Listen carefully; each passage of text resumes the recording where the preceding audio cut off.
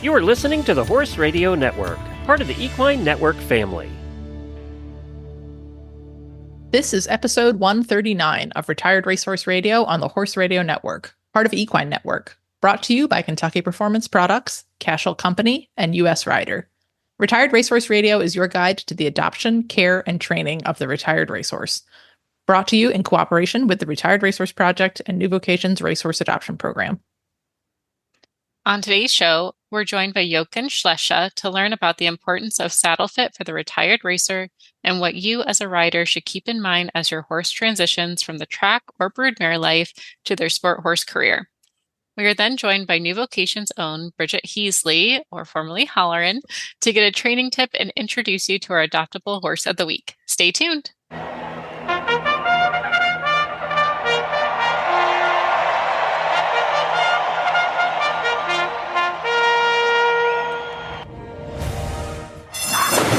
And they're off on Retired Racehorse Radio, the podcast that is your guide to the adoption, care, and training of the retired racehorse. This is Joy Orr, Detroit, Michigan. And this is Kristen Kovach Bentley in Jamestown, New York, and you're listening to Retired Racehorse Radio. Kristen, I don't know about you. I know the makeover was at the beginning of October. I am still recovering, and now it's dark outside.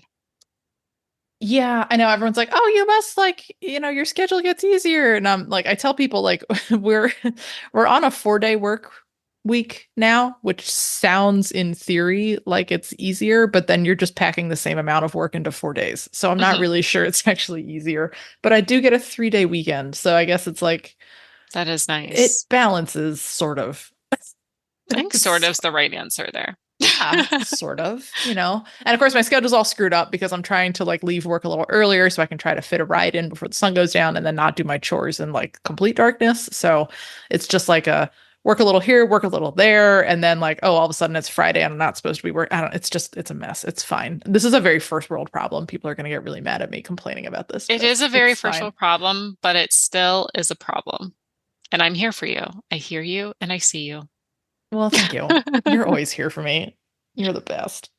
No, but yeah, it's been fun. And then the other thing that's a little complicating, but is also a lot more fun is that I am now beholden to arriving at the barn when I say I was going to arrive at the barn because my mom has moved to town. So that's right. There's a new cowgirl hanging out with you. There is a new cowgirl. And yeah, she got her baptism by fire already in helping me move cows in what is our trickiest pasture rotation just because of the landscape and where the gate is located.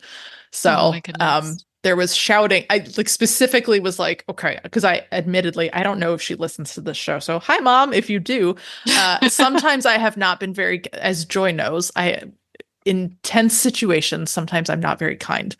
Joy knows this. Yeah, we've been there 100 times at the makeover. We love to tell this story. But also sometimes when you're moving cows, you just shout a lot and then you say things that you don't mean to other people and you just should shout at the cows because the cows can't understand the English and it's fine. So this time I was like, okay, I'm not going to get mad. I'm not going to yell. I'm going to be a good daughter. It's going to be great. And I didn't. I yelled to her, but I didn't yell at her. And I only had to yell to her because the cows are in between and they're making a lot of noise. So it all went fine. We had 100% success rate, which we haven't had in a few years. Normally, a bunch of stupid calves get left behind because they can't figure out where the gate is. And then they run back down to the last place they saw their mom. And but they're pretty big now. And it's just embarrassing for them. It's fine. You're you should know better than this. And they're I'm just a cow. I don't know. So, have you ever tried to wrangle preteens? Well, there's nothing that's more true. awkward. Yeah. Well, and the only thing that happens is that they're looking down and then they look up and their moms are over the ridge and gone. And they're oh, my mother disappeared, so then they just, cows have this thing where they'll go back to the last place they knew they saw their mom, even if logically they also know that the whole herd has moved on from there. They're well, I'll just go back to where I saw her last, which is that's great if you're lost in the grocery store. It's not helpful if you're a cow that's now half a mile away from where you need to be. So it's fine. We got it done. And, it was great. It was a good time. But yeah, now when I say I'm going to be at the barn at 4, I have to be at the barn at 4 because inevitably she'll also be there, with her helmet on, kitted out, ready to ride. And I'm oh God, I have to be there. It's very cute. You have an accountability buddy now. This is true. I would love to have an accountability partner at the barn. That's a good point. Yeah, like I got to get there on time, and I gotta show up and do the thing anyway. At least I have to feed. But yeah, now she's like, okay, let's go ride. I'm like, okay, let's go I ride. love that. Listeners like who are not skippers, I also see you and appreciate you. Um, if you have an accountability buddy at the partner, or you would love an accountability buddy at the partner, I want to know. I think I'm going to do a poll to see who has this because I want to know. That sounds like a great idea, especially as we get to winter months. If you're not in the South, if you're in the South, we know this is your season. We are so happy for you. Please don't rub it into our faces. We're in the dark and we're cold up here. Um, but for us northern folks who have to deal with this, what I'm going to call BS, I want to know if an accountability partner would be a beneficial thing to have. Yeah. I will say, I think like if you self-care board, like the horse is your accountability partner because otherwise they don't eat. So like, I mean, that's true. That makes me go, but yeah. But like if you wouldn't have the same level of, okay, I could get there at 4:30 if necessary. Right. Or like I'll roll in at 4:15 because I got hung up in a meeting. It's like, oh shoot, now I gotta text somebody and be like, hey, so sorry, hung up in a meeting. It's all good. But yeah, definitely I just have to like think ahead now, which is not how I've been living my life. I've been flying around by the seat of my pants. Maybe and I this show will up be when I show good. up. This could be a good season for you. Yeah, that's what I need is more scheduling. It'll be fun. More structure. It's good. No, I've been like, we're in the time of year where Eric doesn't ride much on the weekdays too. So I've been like very lone wolfing it. So now I'm like, oh shoot. But now it's the other way around, right? Like Eric has to like hustle home from work because I'm by the back door with my boots on, like, let's go to the barn, and now the tables have turned. So oh yeah. Yeah. It's great. How about you? What have you been up to? Oh my gosh. I feel like it's just been winding down. Like my muggle job keeps me busy. So I haven't been able to get to the barn the way I want to, but my big muggle projects are finally at an end. I'm very appreciative of it. So I've gotten really into like 101 basics just for the time that I am getting at the barn, doing a lot of the groundwork, the stuff I like to do over the winter, hand walking, just overall moving my horse's body and flexion and a lot of lateral work from the ground. That's some of my favorite stuff to do right now. Her arthritis has flared back up, which I'm not surprised with the weather shifts. So I'm trying to be optimistic there. I think we'll end up doing another round of shockwave just because it helps so much. It did last over 6 months. So I was going to say, it's been a while, right? Yeah. Yes. And I will say results will vary. Like if that's something you're thinking about, check with your vet. They were very honest. Like it could last a year. It could last a week. It's all dependent on your horse and their behaviors. And for Astrid, it did last roughly 6 months. So that feels like pretty good ROI. Like I'm pretty happy about it, to be honest. And for such a non-invasive treatment, and like the fact she had so much good mobility and softness during that time, I was really content. So with it being colder and like cold and wet and arthritis they're not really friends. I wasn't surprised that we are starting to have a couple flare-ups. Also, I need to like get creative on her hay nut situation because she eats out of her hay net wrong and it doesn't help. Wait, what is wrong? So we have like the hoop hay nuts and she reaches her little 15-2 body as much as she can into the top of the hay nut to eat off the top, which is straining her neck. Yeah. Yeah, that's the opposite of what you want. Yeah. So how much of this is self-induced stupidity because we just won't eat it correctly? But the other probably way's most hard. of it. She doesn't get enough going the other way. Yeah. Yes. So I think I'm going to get MacGyver situations to create a closable lid on the top to see if that helps. Yes. But I mean, I'm content. I think we're going to try a bareback ride. She's been pretty lazy. But yeah, I mean, our life has slowed down so much more. I will say I'm still plotting and scheming to see if I can make the makeover a thing next year. I definitely think it'll be 2026, no later, but I would like to make it 2025. So we're dreaming and scheming of how to make it work on our end. Love it. Yes. Well, I'm here for it, whatever happens. I know. I'm excited too. So if anyone wants to see that, let me know so I can give that to sponsors and help make that a thing for you. Because let me tell you, the content will probably be worth it alone. Always. Always content. And most of it will probably be something ridiculous. And I can't wait. I'm so excited. But I am excited for our episode. We're kind of in we got through the makeover. So we're winding down from that. And I feel like winter time is always a good time to get back to foundations, get to basics, and just good relearning refreshers. And I'm really excited for our guests today because we're going to talk about saddle fitting. And something I didn't think about, Kristen, was the importance of how often you're checking your saddle fit with any horse, but especially a horse going from one type of physique to another type of physique, and then all those different types of physiques depending on the discipline they're doing. So I think it'll be really timely while people are thinking about makeover hopefuls or taking advantage of some new Vocations holiday specials when they bring their horse home. But before we get into that, we're going to hear from our premier sponsor, Kentucky Performance Products. Frequently asked questions brought to you by Kentucky Performance Products. I know my older horse will benefit from a joint supplement, but can it help my younger horse too? Yes, it can.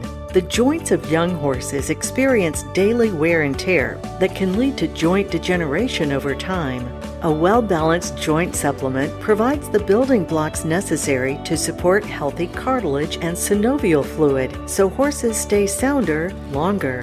Joint Armor is the product of choice for younger horses. It provides high levels of both glucosamine and chondroitin plus 100 milligrams of hyaluronic acid. Joint Armor is herb-free, so there is no worry about it testing in show horses. Betsy sent us the following comments after she started her 5-year-old quarter horse mare on Joint Armor. My vet recommended I try Joint Armor. After 10 days, I couldn't believe the difference. She is now floating across the arena and willingly forward with impulsion and suspension. I am thrilled. She is happier too, ears up and a soft eye. Thank you for such a great product. You can learn more about Joint Armor at kppusa.com. Got questions about your feeding program? We can help. Email Karen at questions@kppusa.com. or call us at 859-873-2974. I am super excited for this first guest for us, and we are talking saddle fit.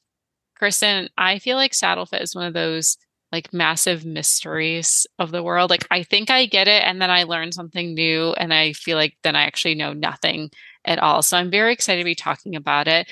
And we have Jochen Schleese on with us today. He is well renowned in the saddle fitting world. I feel like you have really been a big part of educating a lot of equestrians in saddle fit, Jochen. You're a German Canadian master saddler and saddle fitting expert. I know you have books on the subject. You offer an online service for it. But I'm going to stop rambling because you are the expert here. There's a lot more people can learn from you than me. So welcome to Retired Racehorse Radio. Thank you for having me, Joy. I'm happy to be here. We really appreciate it. So before we dive into the saddle fit portion, tell us a little bit about how did saddle fit become the subject that you wanted to focus on? Well, my passion is anatomy, and I always wanted to be a veterinarian or a doctor, but I spent too much time on the racetrack galloping young horses or in the barns, and not enough in school. So Dad says, well, you have all these dreams, but you got to work for it. So it was just a fluke while I was going to night school to start an apprenticeship as a saddle maker. And then when we moved back, my dad taught physics and math all over the world, back to Germany. We had a great sponsor who sponsored me, and I was lucky enough to be selected for the German 3-day eventing riding team. And my goal was the 1984 Olympics, but my horse had this funny little hitch, and funny enough, just in a particular saddle. Back then, I was sponsored from various different companies, and I noticed my horse really gets better in this saddle. And I wanted to know how is that possible? I mean, we're talking about 1978 to 1981. That's the time frame when veterinarians didn't have all this technology. There weren't even cell phones around, so it's hard to believe how far back it is. But my point where I'm going with this, I started saddle fitting as a desperate rider, and I became a saddle maker just as a time where I get my marks up to get to university. And I never went to university because I was so passionate about saddle making. And I noticed all these sponsored saddles I got, everybody told me something different.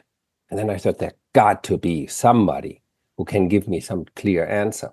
And it wasn't until the medicine and the veterinarian field became more and more knowledgeable because technology got better. There's MRI for horses now, fiber optic cameras, and the list goes on. So in the old days, I said, I just give them a smack right forward. Or in the old days, I just talked to a professor who teaches at the university in Copenhagen, and he says until 1978, veterinarians were taught that horses don't have pain receptors. Nobody can believe it these days when they hear this. Now we have the pain scale, we have the ethogram. So there's so many veterinarian papers out there how we can recognize, wow, that horse is in pain. As a matter of fact, there's a device that costs no more than $39, what measures the temperature of the horse's eye. And the professor from the University of Wisconsin, Tracy Turner, introduced the paper where it says the temperature of a horse's eye is always the same, except when it's in pain. So you can take the temperature of the horse's eye with a toy, or tool, I should say, what is no more than $39, and you know your horse is in pain. Of course it can come from all various things.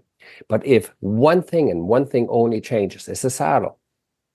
The horse is not in pain in this saddle, but if the saddle is in pain, then of course my question goes on and on with simple things like, why? And now veterinarians are so far they can identify 14 trigger points on each side of the horse's back, which react negative to the horse's physiology, anatomy, biomechanics, long-term damage, if your girth, your saddle pad, or your saddle doesn't fit. So I'll give you a good example. If you're a beautiful tennis player, but there's this invisible person and hits you on the funny bone each time you want to strike the ball, you do this jerky little feel, and you can't hit the ball. So there's this other ghost who sits on your back, your rider, and smacks you with the whip. Come on, Joy, focus and hit that ball. And it's out of your control because this other ghost hits your funny bone. Does that make sense what I'm trying to say? Mm-hmm. Yeah. Right? Oh, wow. So that's how it all became so fascinating for me, because in the old days, it was all about opinion. Now it's just science and facts. Full stop. You know, if I take a hammer and hit against that horse's cannon bone, we all know that can't be good. But we also know if a saddle hits certain trigger points, like the lung meridian point, which is just underneath the D-ring, what every saddle has, or the concha on Western saddle, how many people know that a single pencil trick could mean the difference of regular heartbeat, irregular heartbeat, high chance of ulcer or colic, little chance to stomach ulcer or colic? Like, why do we not know that as day-to-day rider when it's written, it's studied, it's as clear as black and white? Very easy.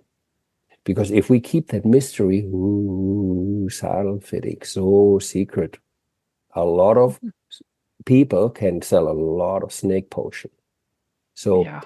and I can't stand it anymore. I'm speaking out now because we have to stop crippling our horses for our pleasure when it comes to fitting saddles, selling saddles. I mean, these beautiful animals deserve better, especially when they come from the racetrack. And this is what this is all about, correct? Yeah. That's right. And I think you make a good point, because there's almost a hearsay joke. Like everyone says, oh, the best way to have it is you need a custom saddle. But then when you get the custom saddle, it doesn't actually fit your horse the day it arrives. And you're still dealing with issues. And Brilliant. and so it's, it makes you skeptical, as like most of us are amateurs who don't have unlimited funds just to run through all the tack. I mean, we could even do another segment on bit fitting too, for that same thing of everyone Exactly. claims to have a magic product, but a horse is just like people, like not everyone, there is no like, you know, the traveling magic pants from that movie. Like they were all the same, different body types could wear the same magic jeans. Like that's not That's right. real in the horse world That's right. either. So if we look at thoroughbreds specifically, because I want to get to standardbreds too, but with thoroughbreds, I think there's this uniqueness that they're so young on the track, for one. Hmm. And then they have one type, their exercise saddles, which are quite light and dynamic and don't have all the cushioning and padding that our dressage, eventing, all those saddles might have. Um, so they have their racing fit on the track, and then they're young at that time. They retire pretty young as 2 to 3, sometimes maybe a little older. And then we bring them home, and they might have letdown time. They might not. They might be ready to go into work.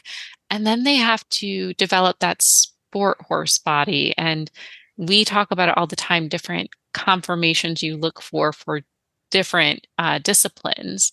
But that muscle work is different too in those disciplines. What are things that people need to keep in mind with that saddle fit during that horse's first year from track to new career? Which is a Okay. loaded question, I know. It is. It's a very good question, and I'm glad you bring it to the point. So, when we bring these young horses to the track, like you already alluded to, they're very, very young. So we know that the last growth capsule on the horse's spine, they have 32 different growth capsules on the spine. They are developed at 6.5 years old. At 1.5, they're only developed to the knee. And that's when same thing with the rest and pleasure of maturity. They start as early as getting into competition or on the track with 2. At that stage, the upper arm is not even formed. In other words, solidified, not like fully formed to a bone. The shoulder blade doesn't form until they are like fully formed into bone until they're 4. So to put that in perspective, if I have a super athlete like gymnasts, if you take humans, okay, and they are super hard on their body because that's what that sport demands from these little, most of the time, girls. And there is a way to sustain it, but it's still pretty tough. And the same thing with the racing industry. And we have been approached multiple racetracks around the world. I used to travel around the world to different facilities where we teach saddle fitting. And I'll be approached, doesn't matter, was it in the Middle East, was it in South America or South Africa or Europe or here in North America? It's a common thing. And I done it as a kid. You have exercise riders. And these exercise riders, maybe not the most talented or the lightest people on these little babies. Mm-hmm. So when they go through this developmental stage in their race, some are more successful than the other, and then they get sold. We have to ask ourselves, what is the job they did on the track versus a horse would has kids on their back but do gymnastic. We call it vaulting. Funny enough, they have the same thing in common. They only go one direction. And 9 out of 10 tracks go to the one side. Always goes around the left side.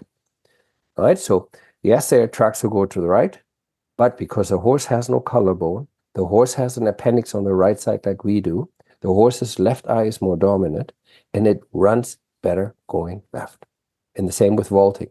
So if I take a ex-racing horse, and he has a year off, and I take him out, that developed body, okay, I don't want to go as far as to say deformed body, but most likely the upper arm looks different on the left and has developed a little bit different on the right. Another analogy, if I give my little babies, my kids, who still grow, on one foot, a shoe that always fits. On the other foot, I give him a shoe that's always a little bit too small. So his foot will form different on the shoe that's too small. So while the skeleton forms on my child or in this case, my racing horse, and I only go one direction on a saddle what doesn't fit, the horse is a marvelous animal to survive. And soon as it trots or canter, gets by nature a flood of endorphins to hide the pain, to kill the pain, and it's going to perform. So what we have proven around the world with exercise saddles, not only will the racehorse will keep the line, because how horrible is it? You just won the Kentucky Derby and you get disqualified because your horse deviated, right? Didn't hold the line. Or if I show you the horse actually has 3 longer strides or lower heart rate. Same horse, and they all have the we call it the magic stride counter or the stopwatch. So I like to go to the point, before I fully answer your question, we can do so much for these racehorses, so much, with a proper fitting exercise saddles. Yes, a trainer has sometimes up to 35 horses, and you can't have a custom saddle for 35 horses, and you don't need to. So now I come to your question. So if you have a horse that comes from the racetrack and has had some time to chill, and now we start riding again, most likely they get sold to the hunter jumper, to the event rider, leisure rider, some dressage riders, right? So some people even go Western. So they're completely using the horse different than what this horse is used to it. So muscle disappears 4 times faster than it reappears. So when a horse is taking off the track and taking away, you're starting building new muscles again, which is okay because we don't want to develop or ride a horse what is totally uneven muscular, because it only went one direction. But there's an interesting test what everybody can do. Everybody who's listened to the radio station, go and find 10 horses and count how many horses have the mane falling to the right and how many horses have the mane falling to the left. And you will come to the same conclusion. But Dr. Joyce Harmon, she wrote the first book about the pain-free back and saddle fitting book. She was a veterinarian, chiropractor, and acupuncturist. So 7 out of 10 horses' mane goes to the right, 2 go to the left, and only 1 mane splits from top to withers, from pole to withers, even down the side. So that means with the horse what doesn't have a collarbone, most of the time, one side is more developed than the other. So the biggest advice I can give to everybody out there is when you have a retired racehorse and you give him a new career, stay away from custom saddles because your horse will change dramatically. Also in a book was written, a horse that comes back from rehab, if it's doing a lameness from a different career, okay, it goes to different changes. Now, from 365 saddle companies, there's worldwide 65 companies who have now specialized in saddles where your saddle fitter can adapt to the change and shape of the horse while he changes. So think about a backpack. Imagine you have a backpack, you go hiking, and you can't adjust those straps. How horrible would that be? We're all different. So if I love hiking and I want my equipment with me, my back part better fits me so it doesn't shave me, hurts my shoulder or my back. So think about a saddle that can be adjusted while the horses change, especially a racehorse that comes from the track. So find a qualified saddle fitter because there is a million to choose. And what is a qualified saddle fitter? A qualified saddle fitter always watches the horse go first on the lunge line, or on the round pin, or on the existing equipment they have to see what is the movement of the horse. So because I don't know about you, Joy, but for me, it's super important that the saddle fits while the horse is moving. Mm-hmm. I don't care how good the saddle fits if the horse is standing in the aisle. This is just I call it a pre-fit or a static fit. Because when I fit a saddle to a static horse, that maybe you find it in the museum and part, like the carousel horses, the merry-go-rounds, these horses are made of wood. But a live horse in the movement has different measurements what you measure standing. So a good saddle fitter knows that. So he watches you ride and he fits the saddle right there and then while you wait. And it cannot take more than half an hour. Then he watches again and you will instantly feel, oh my God, he's not bolting because you're not hitting the bucking reflex point because he fixed it. Or you say, oh my God, he's not leaning in my right leg. Even though he was so one-sided, he fixed it. So for a good saddle fitter will always watch the horse's movement, measures the rider, and measures the saddle and measures the horse, and then puts it all together. So, okay, I'm listening, and I'm the kind of person who will immediately now, like, go into a bit of an anxiety spiral that none of my tack fits properly because, like my horse walks a little cramped some days, or like my horse is a little one-sided. So what is a good, especially for those of us who might live, very rural, like I live in an area where there just is not a lot of like equestrian infrastructure. Like I don't know where our nearest saddle fitter is. I also ride Western, and those saddles are very difficult. Like what you buy tends to be what you get. You can't really change that much, but you can change your padding, to kind of adjust the fit. So what's like a common sense approach for those of us who also may be listening, who are like me and are now like, oh my gosh, none of my stuff fits. I know it. I need to start over. How do you start? Okay. You've brought your horse home, you have a saddle. What do you do next?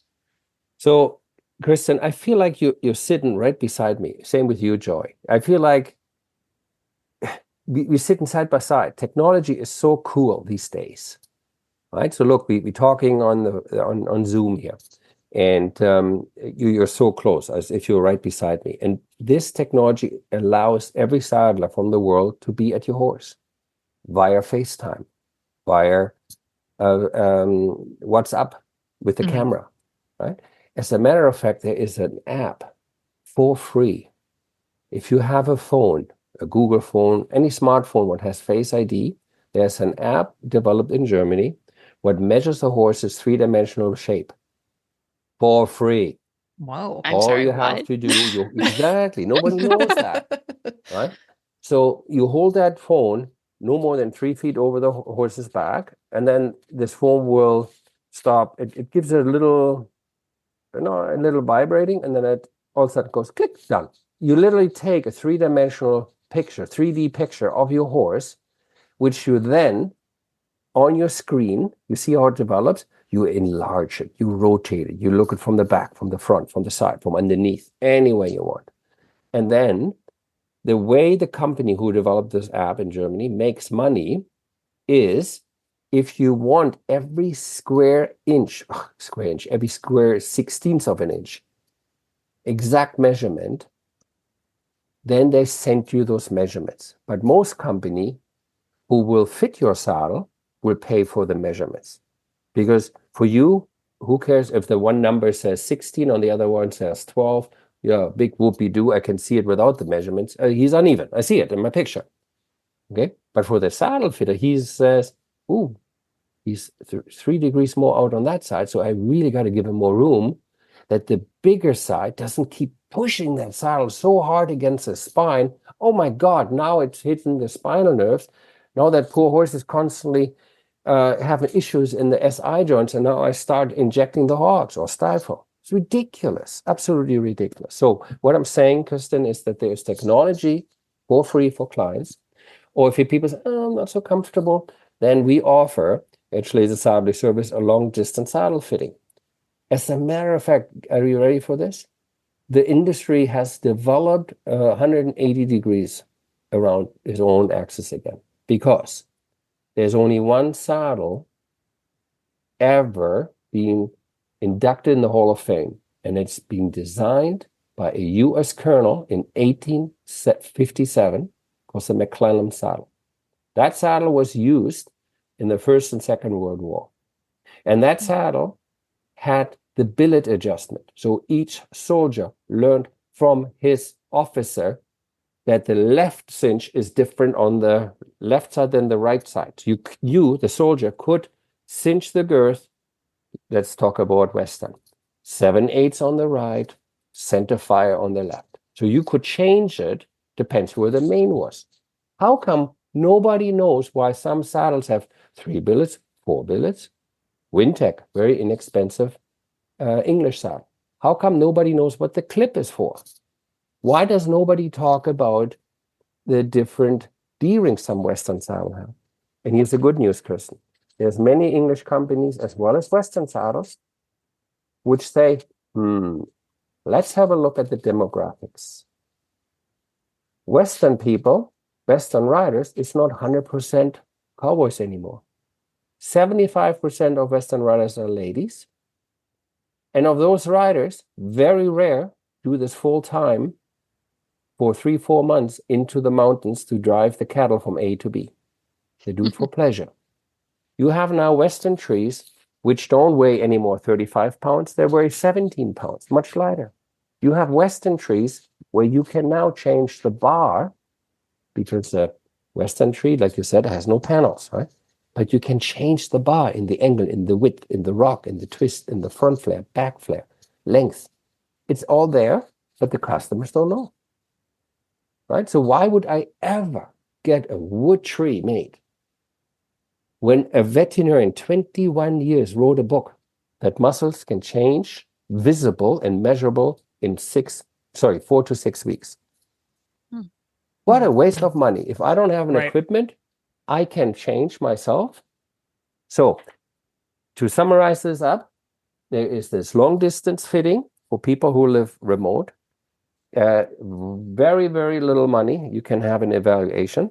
So somebody got to take the time and look at the pictures and videos you send in. Okay. So, and then you have a choice. And the choice is fix your existing equipment, get a certain, what they call correction pads, or say, okay, I got to make a decision. Do I keep the horse or the saddle? No, this is my heart horse. I love this boy. I saved him. This saddle, I bought used. I sell it on the market used. I find something else what fits used. Boom. Right? So these are pretty much the options then. And here's the best part, Joy. Oh, Kristen. You don't have to be an Olympic rider. You don't have to be a veterinarian or a saddle maker. You know when the horse comes to you and he's pissed, his ears are back, he attacks you, and he's not happy. You know when you sit on it and he's clammy or something is not right. He's like, I don't like something. You feel it, and sometimes we even sense it. It's really weird for people who listen to us right now who are not riders. They have no clue what I'm saying. So I apologize for everybody who has sit on the horse. You know before he explodes, something is going on. So sorry to interrupt really quick, but I even think about we hear thoroughbreds can be very stuck in the front when they get started in their second careers, and they like to stay on that shoulder, and it makes me curious because, like, if you watch them in the field, they don't do that. So is it really a saddle fit issue? Versus because they've had riders on them. I don't think it's overfacing. It could just be a tack issue, and they're not sure how to move. Well, and this is what spirals me, right? Like, where do you start? I know. Do we start with the saddle? Do we start with the feet? Do we start with the ulcers? Do we start with start with all of it? All of it. Yeah. Well, you start with the easiest one to fix, the stupid saddle, and get off the triangle of death. People say to me, the triangle of death. Oh my God, that sounds horrible. Okay, so let me explain what the triangle of death is, but let me just finish that one sentence. When we are on the horse and he's ready to blow, we feel it. So if I have a saddle and I have 4 points on my horse, remember there's 14 points on each side, and 4 of the points gets hit, and I just fixed one. There's still 3 points, but piss my horse off. Sorry, the language. So it still makes my horse angry, but I just fixed one. The difference, you wouldn't believe it. You wouldn't believe it. It's like you have this itchy shirt on and you hate it, but you have a thumbnail in your shoe. You remove that thumbnail, oh my God, I can put my whole foot down. Your shirt is still itchy, but the thumbnail is gone. So that's what's so cool about saddle fitting. You don't have to be an expert. The horse will tell you. They have no ideas how to lie. Look at the eyes, the ears. They have no idea how to lie. They tell you is clear as front. So let me tell you about the triangle of death. So when you pick up any quadruped, in other words, not any animal that runs on 4 legs, let's use the cat. If you take a little kitten and you grab him by his scruff and pick him up, what does the little kitten do? Totally goes numb. The bear cub does it, the dog does it, any animal. When you go in the withers, you grab him right there at the withers. Game over. So here's every rider, everybody who has a horse can do it. Take your fingernails, go to the end of the mane, go 4 inch down and 2 inch, and scratch him. And you look at his lip and he's quivering. He wants to groom you back. Okay, we've all done it.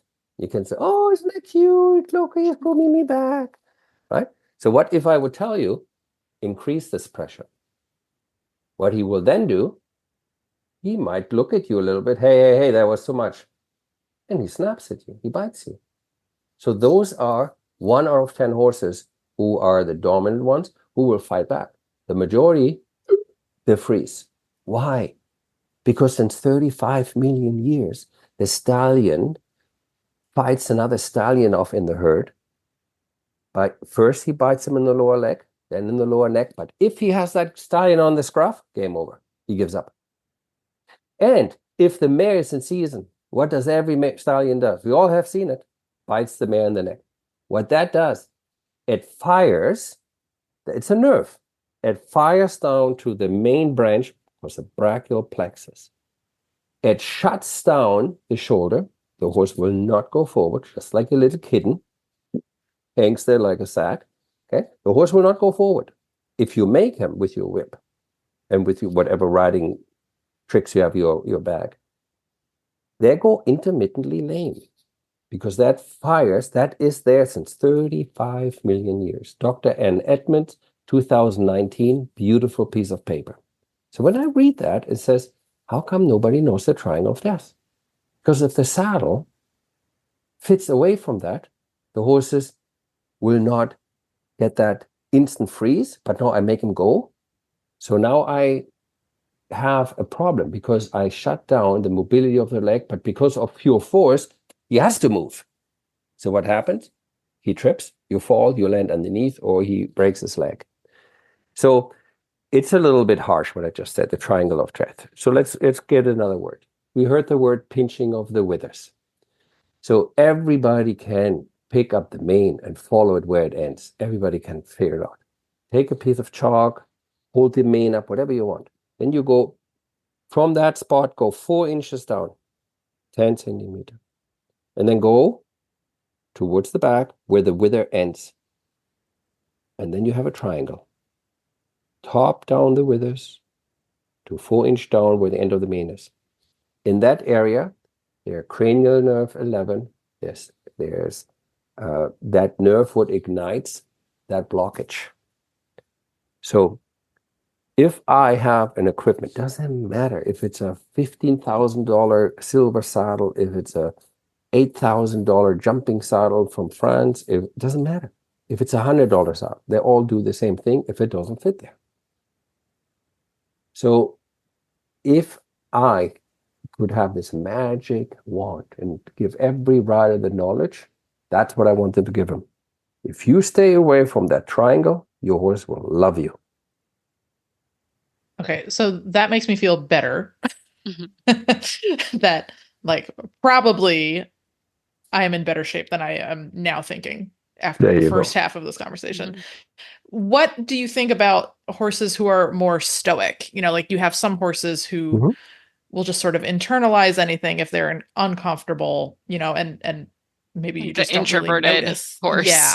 Mm-hmm. And would you recommend like just a routine, you know, especially if we have these cool apps and these services, do you recommend just like a routine check of a saddle, even if you think it fits fine because you don't notice? Yeah. Before I answer this question, do you ride English or Western, Kristen? I ride Western. And have you ever had on your Western equipment or your boots or your bridle or your cinch, anything ever broke? Yes. Okay. So that was not a trick question. Where I'm going with it is sometimes something breaks with us even knowing.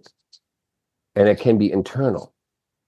And if something breaks internal, like on an English saddle, we use a lot of spring steel. And a broken spring steel, it's like a sharp knife in a hot knife on a piece of butter. It just goes right through it. So when I put my saddle on, this is why the old masters always recommend English saddles. When you finish riding, wipe up everything, wipe the dust off, because if there's a piece of steel sticking through, or a nail or whatever came loose or broke, because stuff happens. You know? A bad equipment, the steel was faulty from get-go, or the horse fell on it. Stuff happens. So by just cleaning up, you will see it. So for me, before I tack every horse up, I always check. You do this too. If you find your latigo is halfway torn through it, you kind of automatic check that for safety, correct? Mm-hmm. So if you could now add we call it the pencil trick. Because when you put your saddle on the horse, no matter Western or English, so you have your saddle on, no pads, Western or English, just lay it on loose.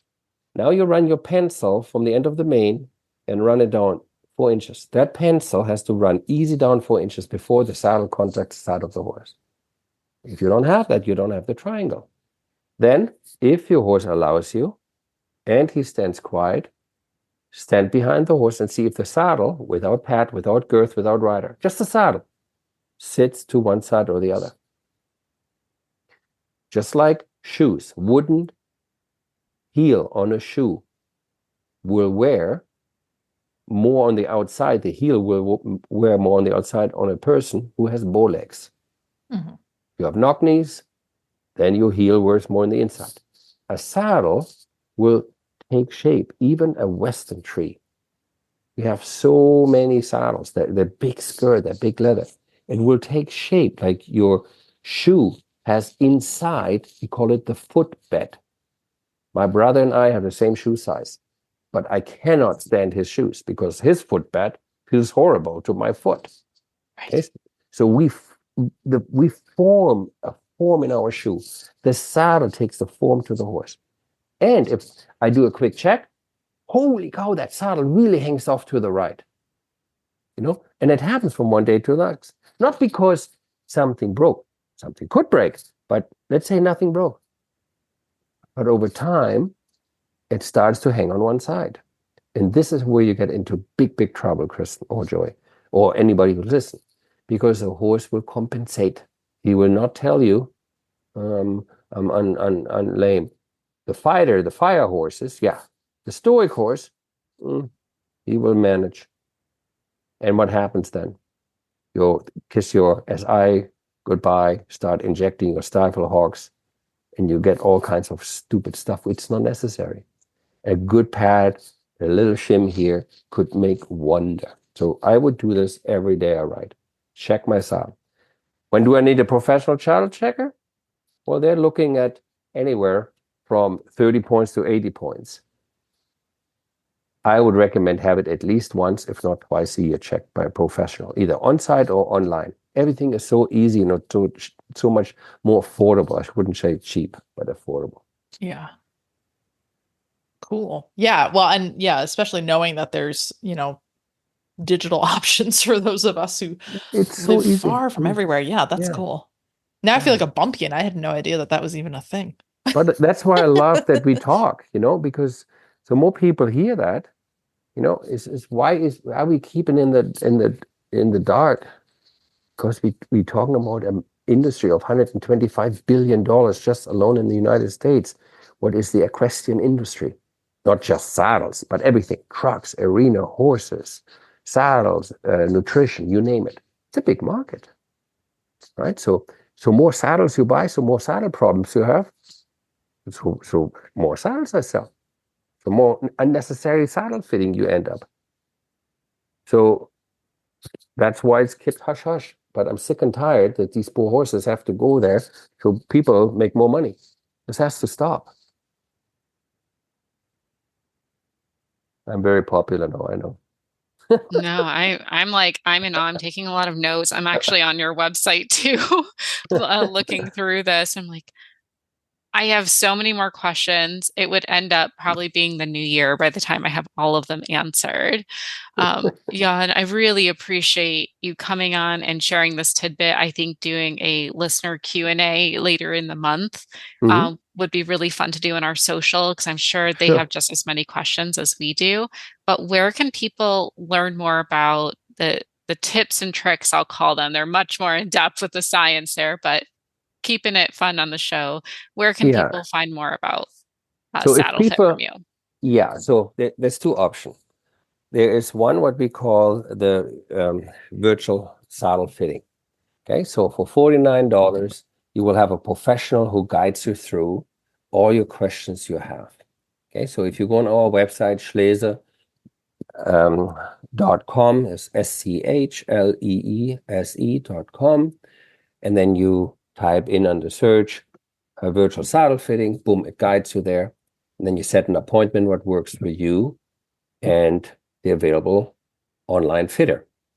So that's one option. Option number two, together with German National Riding School, we came up with a new business, what's called Saddle Fit for Life. And Saddle Fit for Life is an online academy where you have up to 10 courses and you can learn anything from kindergarten, preschool to PhD level saddle fitting. Anywhere from, I think the cheapest course is $50 up to $15,000. Depends if you're a professional, if you're a person who's concerned about the horse, if you want to have it as a side income, if you are a veterinarian or body worker and you want to assess proper saddles, that's all available. But for the every day-to-day rider, we call it Unlock Your Saddle Fitting Mystery. And we offer it in both companies. So one is Saddle Fit for Life, and there you put the number 4 in. So Saddle Fit and the number 4 and life.com, or Schleese, SCHLEESE.com. Go on our website, put in the search virtual saddle fitting or online saddle fitting, and then you're all set. And then you can ask many questions. Because like you said, Joy, once you open the can of worm and it says, what? Tongue issue come from this? What? My horse can't do the flying lead? Oh, this means why he refuses? And again, I hate opinion. I follow science, respect the law of nature, and I'm going with the physiology anatomy of the horse and not by some other ideas. Well, thank you. And I know there's people who are brand diehards. For anyone who might be raising an eyebrow because there's a certain brand that they like that might be different. I'm on the website right now, Saddle Fit for Life, and you proudly say this is for any make and model information. Right. I love the inclusivity that you're offering there. So thank you again. We will make sure this gets to our listeners so they can check it out. But looking forward to having you back because I already have more questions. I'm seeing like, how do you keep the saddle from slipping on an asymmetrical horse? So I think we'll definitely have to do this again soon. Yeah, and everybody can do it for free. You do it with your billets, like it's been established 150 years ago, but nobody knows. So anyway, we can talk about this next time. Yes. Bringing all the hot saddle tips to you, Retired Racehorse Radio. Like and subscribe. All right. Awesome. Thank you so much again. And we'll be chatting again soon, Johan. Thank you, Kristen. Thank you, Joey. Cashel has been crafting top-notch products since 1986, designed to make your ride safer, more convenient, and downright enjoyable. From the Crusader Fly Mask, the ultimate fly mask, trusted by riders nationwide, to the blanket top performance felt pad with pressed felt with merino fleece. It's like a spa day for your horse's back. To the beautiful beaded halters, adjustable, durable, and gorgeous. Visit CashelCompany.com today and gear up for the ride of a lifetime. Cashel, where quality meets the saddle. Well, Kristen, as we come down from makeover highs, I feel like our RRP stuff needs a refresh too. Tell us what's the focus over the next few months until next year's makeover? Well, we are always working to get ready for the next makeover. So like right now we are rewriting our rule book for 2025, and then we'll start applications pretty soon. But one thing that's always ongoing, that's a really important pillar of the work that we do, is education. I think the makeover is our best known thing. But education is so critical to make sure that these horses have that smooth transition, because all the work that we're doing is really geared towards that first year or two. That's the time of the horse's life that the makeover focuses on, but that's where a lot of our education work comes in as well. So to that end, we're putting out 2 new articles a month into our education library, and we've had hundreds of articles already in there. So it's a pretty well-established library at this point. So if it's a question that you've had about your ex-racehorse, chances are you can find the answer somewhere in that library. So the new article that we just put out most recently is in our track life section. And that is a section that is just taking deep dives into various aspects of like bits of your horse's past life on the track. And the reason why that's so important is that the more you can understand about how your horse's life on the track went, the better educated you are to make decisions to help them have that smooth transition. It'd be like, I don't know, let's say someone like leaving the military and nobody knows anything about what their life was like, and then expecting them to just step right back into like civilian life with no problems at all, and that's just not how it works. And it's a little bit similar, right? Like the horse is leaving one very regimented, structured job at the track, and then they're going into equestrian life, which might be completely different. So the more you can understand about how their track life is, the better off that transition is going to be. So our newest article was Feeding the Racing Thoroughbred, and I thought this was really fascinating because I think this happens fairly frequently, that horses get home and they kind of do a little bit of a tank. Like you'll be like, well, I'm feeding it all the best stuff that I would feed, any other sport horse, but they're coming down from such a high in terms of what they're being fed on the track, and I think this article really spells out clearly like exactly what it is that they're eating. So I'm going to go ahead and just read the intro to this article. I'm not going to read the whole thing because it is a pretty in-depth article, but you guys can find it. It'll be linked in our show notes. And of course, you can find it at therrp.org/library. So this is an excerpt from Feeding the Racing Thoroughbred by Deborah Powell, PhD. No matter which equine nutritionist or thoroughbred trainer you speak with about feeding a racing thoroughbred, you will get the same response. You want to obtain the highest level of performance with minimal digestive disturbances. Therefore, you must feed each horse as an individual. Thoroughbred racehorses exist in a class of their own when it comes to their nutritional requirements. Racehorses must physically perform at a high level of intensity, and that means they need lots of dietary energy.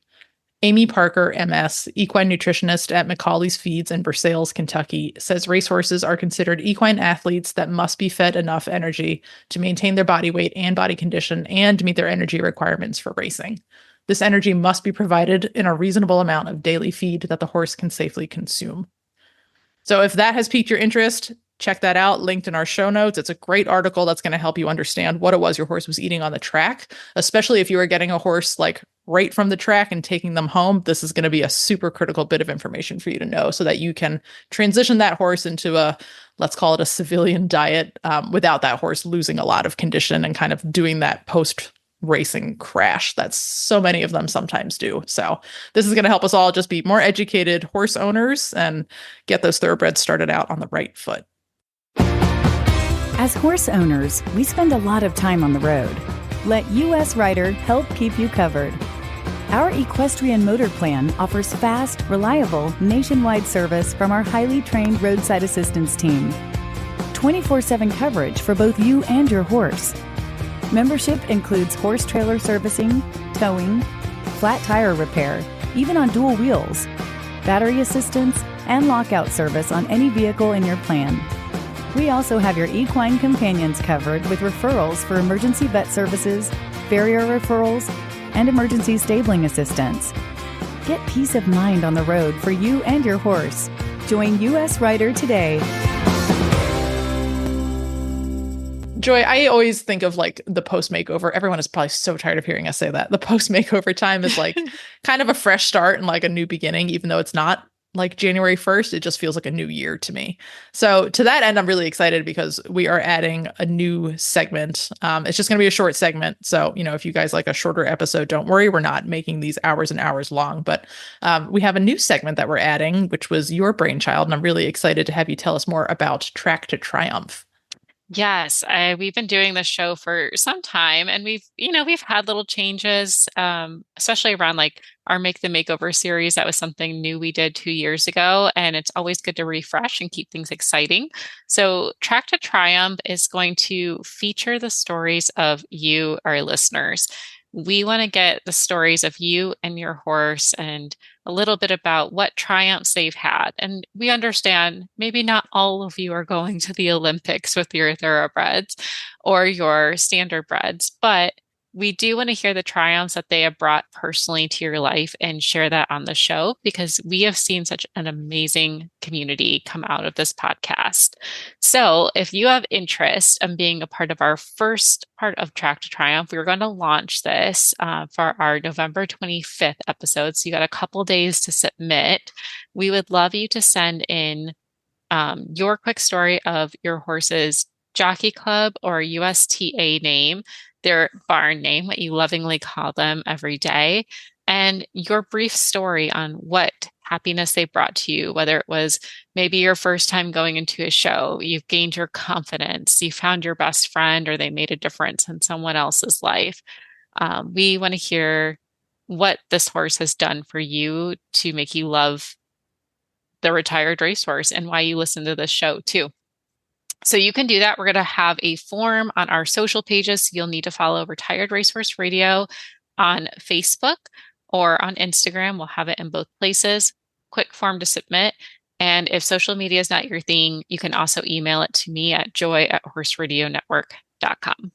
Well, it is that time that everyone gets excited for. I think it's the real reason that people come for the show, Kristen, and certainly not us. It is for the new Vocations segment because it's where people get tempted, they get training tips, and we have people who have adopted horses that they've heard on the show, and it's always a great time.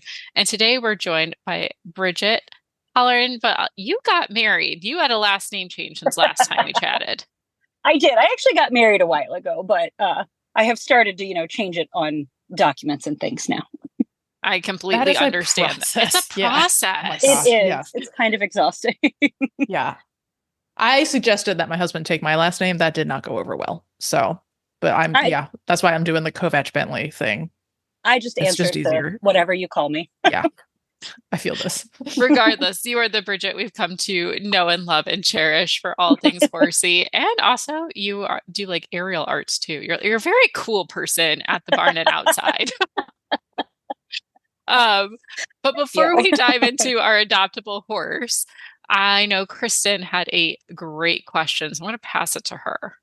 Yeah. And I know this is the part of the show that everyone comes to for the training tips, but it's also the part I come to get my own training questions answered. So yeah, thanks for just giving me a platform to keep on talking here, people. So yeah, Bridget, so we spoke with Annie Knox a couple of episodes ago, and I know you got to talk with her recently too. She was sort of traveling around North America on her Winston Churchill Fellowship to learn more about racehorse aftercare in the US, which I thought was really cool. And she said something really neat and thought-provoking a couple episodes ago about how because the standardbred is generally such an easygoing animal, sometimes we put it in situations, that we didn't really prepare the horse for because we're like, oh, and I know I'm guilty of this. It's a standardbred. He'll be fine. He doesn't get spooky. He doesn't buck. He doesn't, insert whatever here.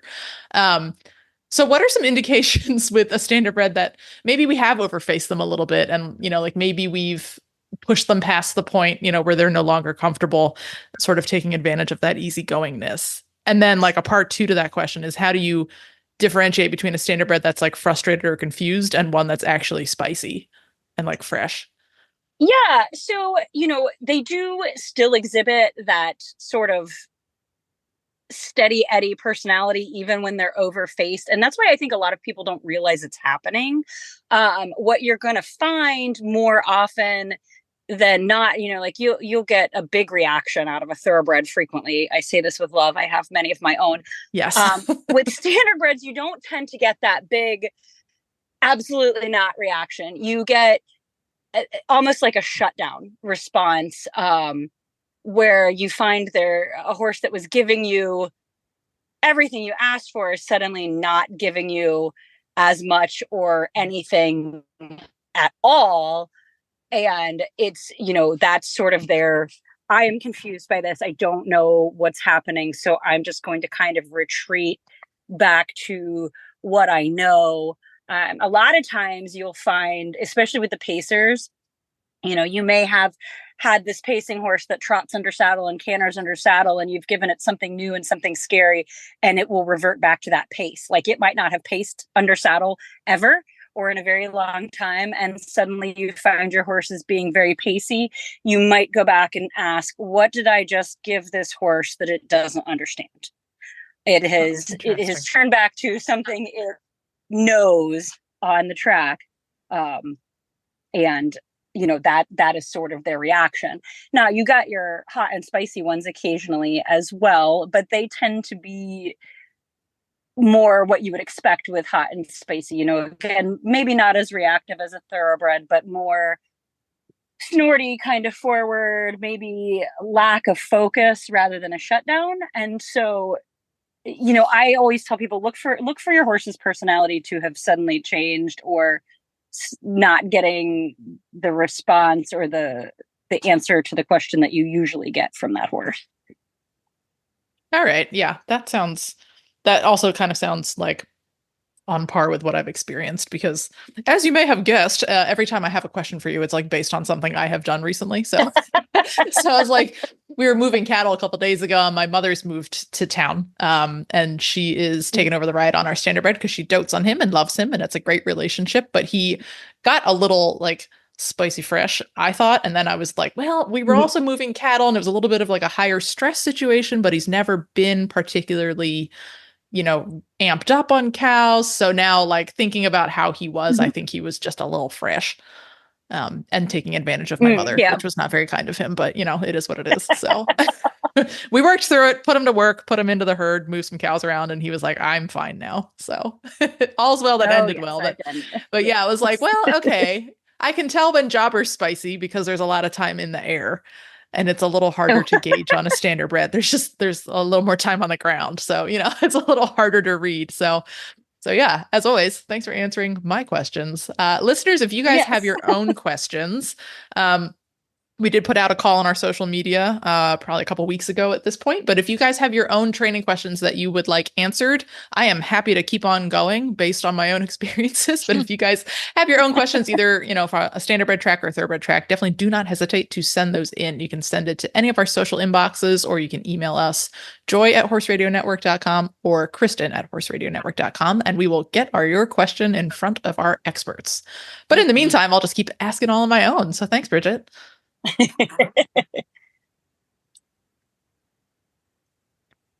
Well, jumping into the types of horses that we're going to look at, I'm curious if we're looking at like a spicy Standardbred today, or if we have more of like a guacamole mild sauce Standardbred.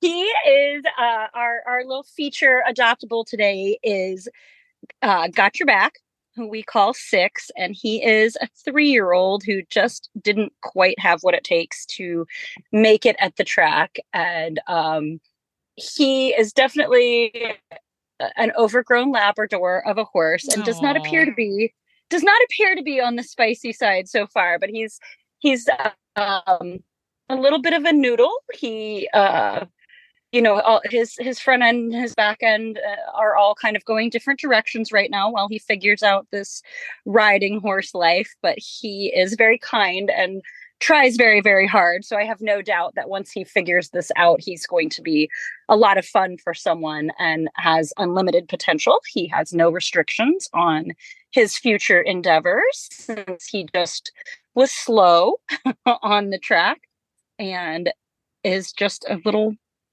gem of a guy. Well, not little. He's what I would call Standardbred size, 15'3". That's a great size. Standard. Yeah, that's perfect.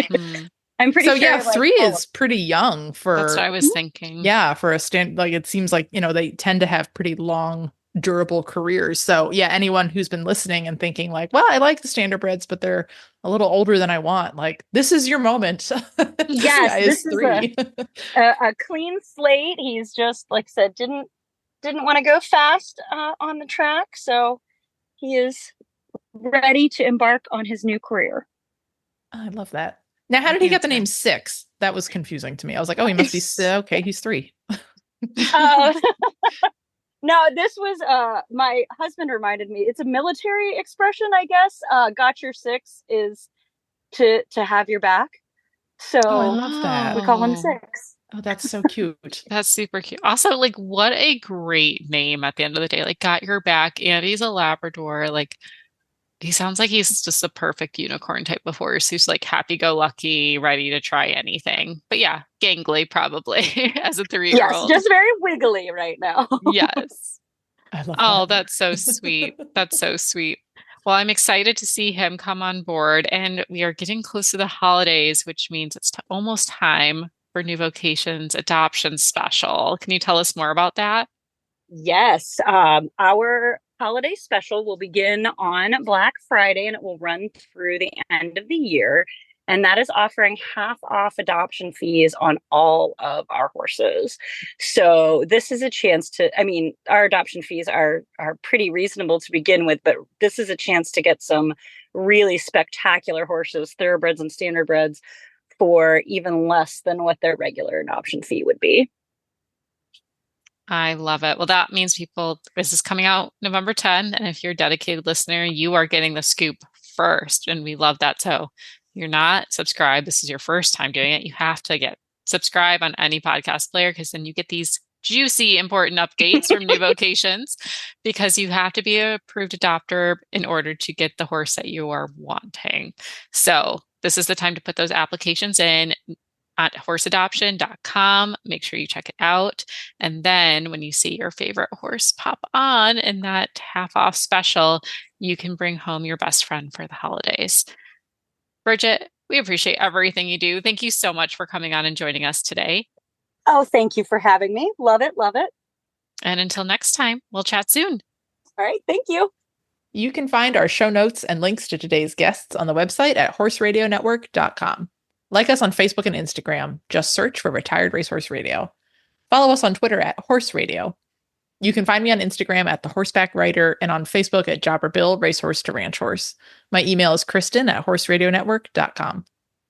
I want to also mention in here, I love that we refuse to call it X. It will forever be Twitter to me. So I will die on that hill. That's a given. So sorry, everyone. Except I'm not sorry at all. I am not sorry. Will not apologize. Twitter be Twitter.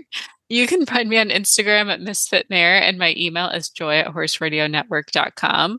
Thank you so much to our sponsors, Kentucky Performance Products, Cashel Company, and US Rider, and to our partners, New Vocations Racehorse Adoption Program and the Retired Racehorse Project. Don't forget to check out all the other shows on the Horse Radio Network, part of Equine Network, at horseradionetwork.com. And don't forget to rate, review, and subscribe to the show, as it really helps us grow. Remember to set your goals high and love to learn from every ride. And cowside leg. Get your saddles checked. Bye, guys.